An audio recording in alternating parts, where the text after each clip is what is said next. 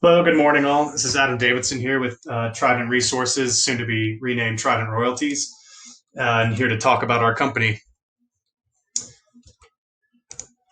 With regards to disclaimers, of course, you can go to www.tridentroyalties.com and download the full presentation and review the disclaimer at your own time.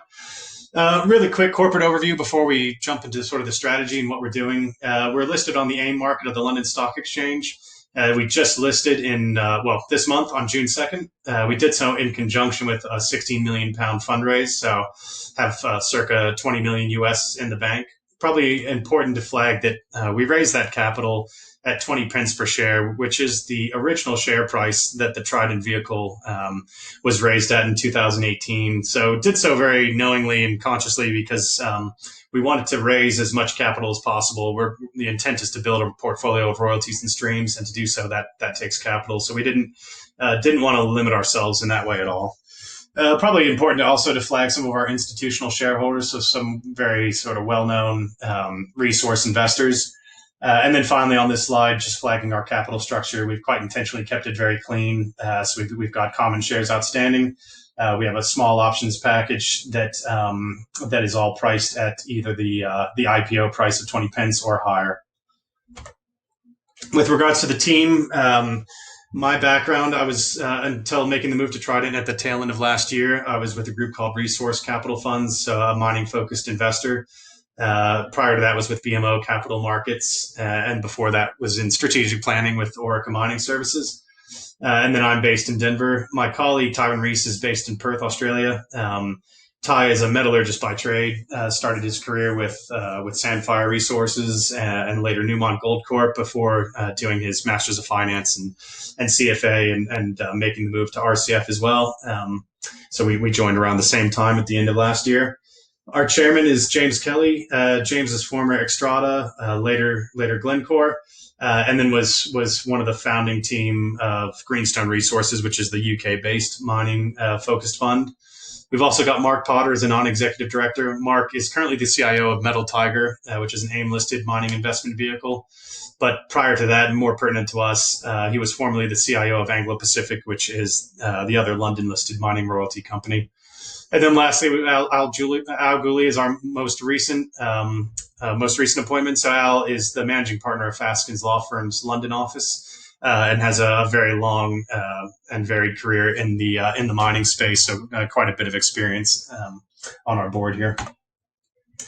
Quick overview. So as mentioned, we are targeting building a royalty and streaming portfolio. Now the intent here is to build something that we don't think is an offering currently in the market. And that is to build a portfolio that broadly mirrors the commodity exposure of the mining sector. So by that, I mean circa a third precious metals, a third base metals, and a third bulks and batteries and industrials and sort of everything else, which, depending what lens you're looking through, is roughly the breakdown of the mining sector, whether you're looking at global revenues or market caps. And the intent is that investors can effectively hold a single share in Trident, and that would give them the broad, diversified exposure to the mining sector, but from a top line exposure that royalties and streams provide. But I'll expound on that more on one of the latter slides. The other thing to probably flag on here is we're a very global team, as you could probably tell by our location. So the board is all in the UK, myself in North America, and then Ty based in Australia. So we will look at opportunities both across the commodity spectrum as well as across the geographic spectrum. I won't really dwell much on royalties and streams. I think most people listening to this are probably experienced in it. But as mentioned, I think one of the appeals, particularly in times like now, to royalties and streams are that top line exposure. So it gives you the direct exposure to the real assets, in this case to mining commodities, which I think would be appealing, whether it's as an inflation hedge in this current climate or you see infrastructure spending increasing down the track. Royalties give you that top line direct exposure that equity and debt just don't do, hence the appeal of mining royalties. But this one really jumps into the meat of our strategy, and I think a couple of things probably jump out when you look at this slide. Firstly, it's the scale of some of these companies, so that y-axis is measured in market cap in billions. So when you look at some of the companies on here, for example, Cisco, Sandstorm, they look small, but they're still plus $1 billion market cap companies, and all the ones from Labrador through to Altius are anywhere from 3 to 500 million market cap. So we see quite an opportunity in the size of the space. Not that they won't do smaller ticket size transactions, but they typically do so on assets that they think have potential to become very big. Whereas a smaller asset could be an incredibly accretive and attractive transaction, but just doesn't move the needle for some of these guys. So I think for us that presents quite an opportunity. The other thing that probably jumps out here is just the fact that so many of the peers are precious metals, either exclusive or predominantly focused. And of the diversified ones, they've each kind of got their own tack. Labrador is a single royalty, effectively passively managed. Of the others, there's heavy commodity exposure in certain situations. There's more of a project generator approach in others. So what we want to do is effectively offer a vanilla sort of portfolio of royalties and streams that give almost an index fund like commodity exposure, but as mentioned, with all the benefits that royalties convey.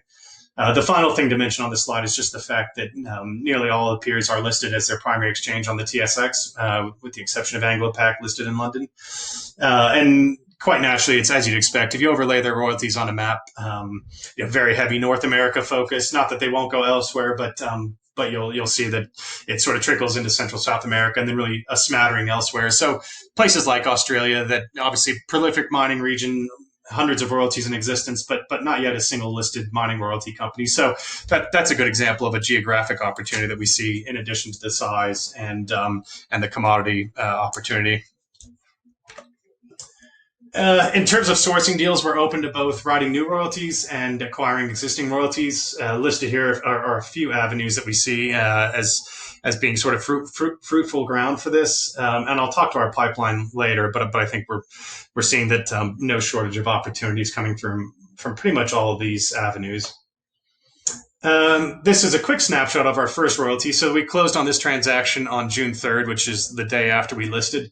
It's a paying royalty. The revenues on the royalty began accruing to us as of January 1st, despite just closing this month. It's over an asset, and it was actually a good example of one of the avenues of acquiring royalties. So this was held by a junior in Australia, used to hold this ground, sold it circa 10 years ago, retained a royalty, very much a non-core asset to them. So happy to monetize that. So when we acquired it, and it's a paying royalty on an iron ore asset operated by a major in Australia, so a very good mining jurisdiction. And that was done effectively with the cash we had on hand from the original Trident shell. So that really unlocks our ability to deploy the full 20 million of the raise we just conducted into building the portfolio further. And really, this first royalty is a great royalty on an expanding asset that will more than cover our G&A for the foreseeable future. So it was a good first acquisition and a good platform to sort of build on from there. And then just very briefly, as I see I'm getting close on time, in terms of pipeline, this gives you a quick snapshot, or at least as much as the aim will let us get away with regards to detail. We obviously hope to be announcing some new transactions soon. We've got quite a few that are very well progressed, and we're really sort of contingent on our fundraising success to progress those discussions further. And now that that's behind us, we are progressing pretty aggressively. But really seeing a mix of opportunities coming from all the sort of avenues that I flagged on the previous slide. And across the breadth of commodities, so base metals, precious, bulks, battery, and geographically quite a spread as well. So quite a bit in North America, despite the presence of other royalty companies here. As mentioned, some of the smaller opportunities, and then a number out of Australia and sort of a smattering in Africa and Europe and Asia more broadly. So with 20 million to put to work, the team in place, the strategy in place, I think we're in a good position, particularly in this market, to continue to grow the portfolio, to grow the platform, and to ultimately offer investors something that we just don't see as available at the moment.